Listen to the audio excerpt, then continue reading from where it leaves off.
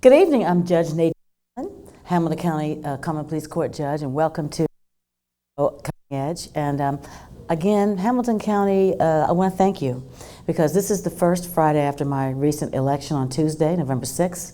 And again, you've done it again. You've made me the longest serving Democrat in a county office, and also several firsts. The first black person to keep a judgeship in Hamilton County, and the first Democrat woman elected to any office, Hamilton County office. And so for that, I'm very grateful.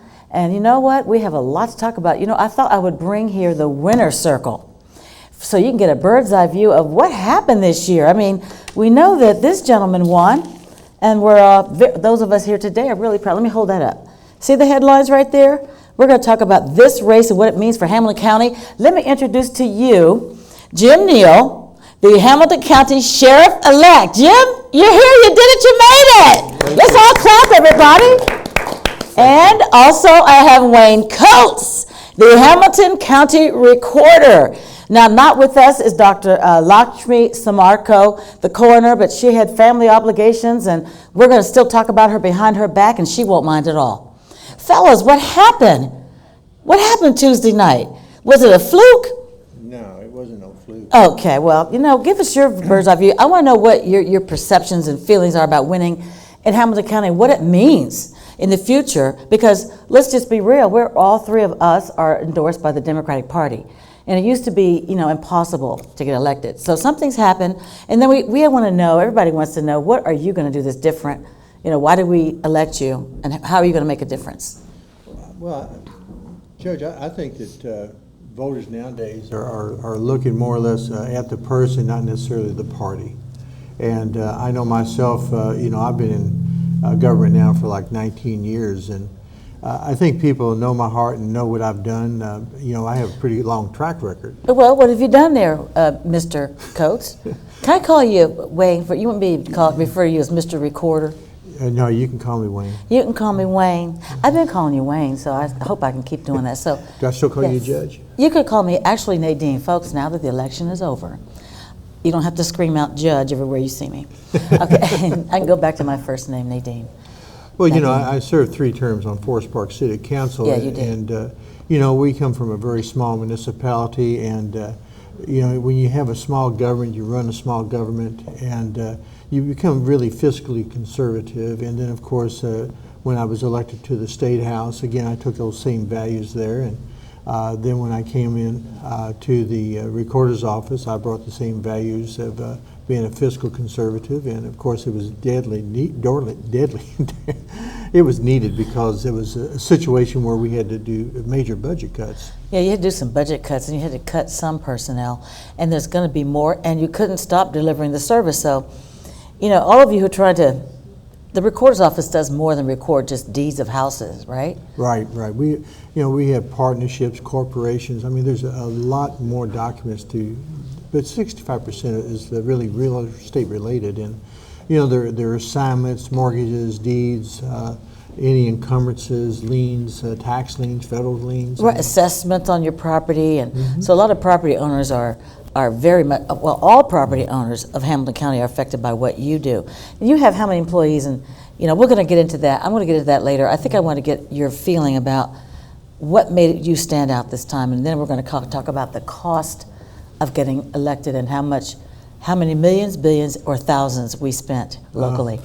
And you know, we'll get into that in a minute because I want to introduce everybody, get a word in here for Jim Neal, the man of the hour, taking up all the front page time and space and getting calls from all over the United States and having coverage internationally speaking. And what's the big whoop about you, Jim? Well, Judge, I will tell you this. You can call me Nadine, remember? Nadine, all year we've been calling me. I've always called you Judge. Folks, I was a career police officer, a deputy sheriff for over 30 years, and if I would have went in your courtroom and called you Nadine, yes, I would have been in trouble. I'm just so used to calling that you nice Judge. round head would have had a gavel stuck in the middle of it. So it's a hard habit to break. Okay, well, we'll work on that. But I'll tell you what I did on election day, and I didn't stop. I was pole jumping. Me too. I was going from pole to pole to pole, still working, yes, still earning votes. You didn't And- stop from January. When did you start? Because it seems to me that you were organized from day one. I started, I retired August 1st of 2011. August 5th of 2011, I had a meeting August with Tim Burke and Caleb Fox. Right. With my resume, I want to be the Democratic Party candidate for the sheriff in the upcoming general election. And I started August 5th, and I haven't stopped. Well, I can say this, that you were at every parade with a big entourage and a wonderful air-conditioned trolley. For those of us who were ready to pass out, people have no idea what it's like to campaign in July in a parade and walk those miles in the heat. But he had a trolley, and you were at every parade all over the county, every festival, every church, and everywhere. And for the record, the trolley, yes, was in the parade, but Jim Neal was walking. Jim Neal Not one walked. time did I ride in the trolley, except for to get to and from the event. Afterwards. Afterwards. Yeah, To afterward. and from the event, but I walked, because I feel it's important in a grassroots campaign for the people to connect with the people. The people need to see their candidates. They need to know that you're real, that you are there. That you're accessible. You're accessible, So- and they so- can ask you those questions. So in the future, you're not going to have an entourage of boats and horses and be That's not in a me. armored car and things like that? Not in the not to represent me in the parade. I will still do it the old-fashioned way. What got me elected, I'm still going to walk. I'm still going to walk up to people, shake their hands, and answer their questions and say So hi what were the to them. questions people had for you? Oh, a lot of questions, like, why should I elect you? What did you tell people? Now we're going to get into what are you doing that's different, or if not, how are you going to continue the same legacy of the prior sheriff? Well, Some of it. for that question, my answer was that, why should I elect you, Sheriff?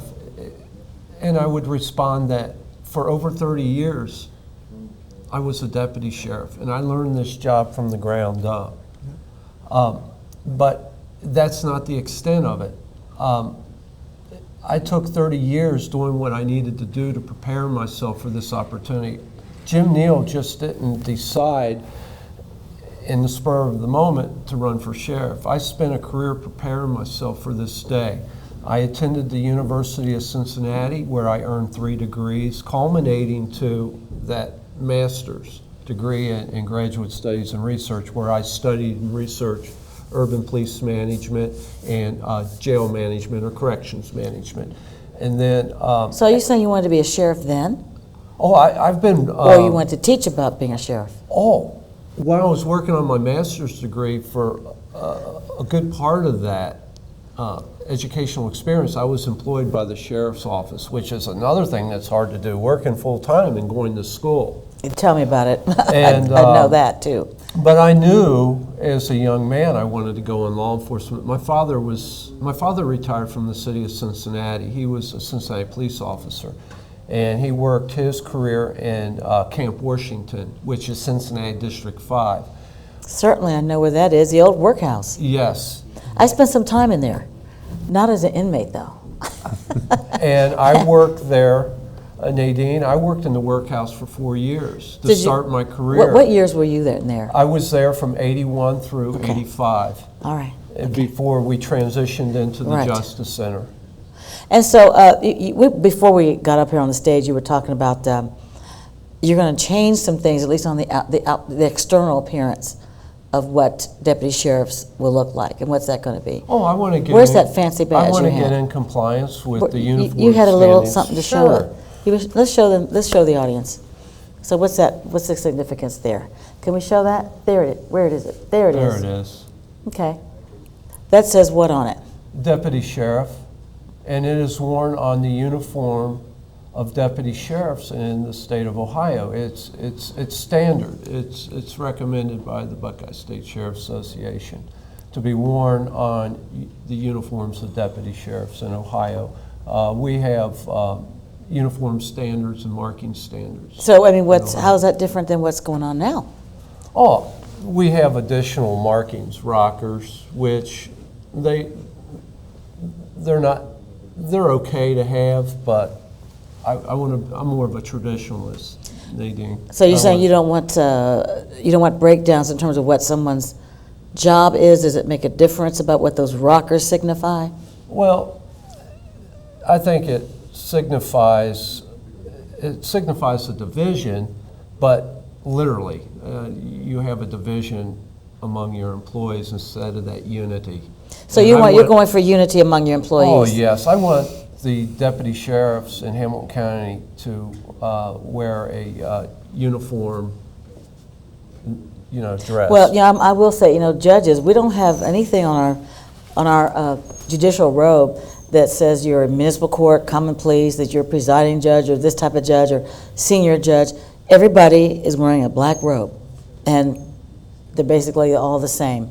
Yeah. So I understand. I feel you on that, and the public just knows you're a judge. So it sounds to me like you want the public to know that this deputy sheriff is going to provide the same type of service, or exactly. is on the same standing or footing. And we're on the same team, Judge. Okay, on the same team. Yes. Okay, and so Wayne Coates, what about you? Well, anything? I don't have the patch. You don't have any badge, but you have a fancy badge. I want one of those badges. I'm going to have to order one of those fancy gold medal badges that open doors and kinds of wonderful things. Jim, he and I are apparently cut off the same cloth, because I know this summer, and of course you mentioned July heat, I know that one day it was 104. Yes. And we were still, walking. Still walking. We walked in our parades, and again, it gives you the ability to extend your hand out, especially to the vets who fought hard for this country, and thank them for their service. And the other side of it is that when I came on board as the recorder, we did do something similar. We had the seal of Ohio, and we had the recorder's emblem, which is part of that seal. And we had shirts put together, and the employees bought these shirts themselves. But again, they had wore these shirts, and of course, tomorrow night we're having a little party, and I put out a memo that says, the last time to wear your coach shirts. Well, I meant the orange shirts. Oh, the orange campaign shirts. Yeah, my employees were thinking that they couldn't wear the regular shirts anymore. So well, they're going to have to keep those, because you run again. Both of you will be running again in 4 years. But right now we are still basking in the glow of having won these county races. And how many employees do you have? That's what I wanted to ask you. I have 22 now. 22. 22. And how many do you have? Just over 800. Just over 800, and there's been shrinkage in there, right? Yes. There were a lot more. We were up to 1,000, and we were as low as 700 and something, but we're right around 800, a little more. But I've been out for a year, so once January comes, I'll get the correct total for you.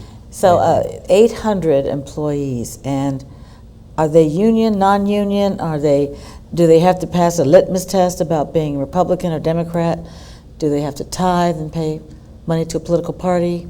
How does that work? Not under me. Not under you? No. Well, how's somebody going to get hired then? Did you make promises? Qualification. Oh, qualifications. Okay. Well, what if you have a bunch of people who are evenly qualified? Then what? I'm not using politics.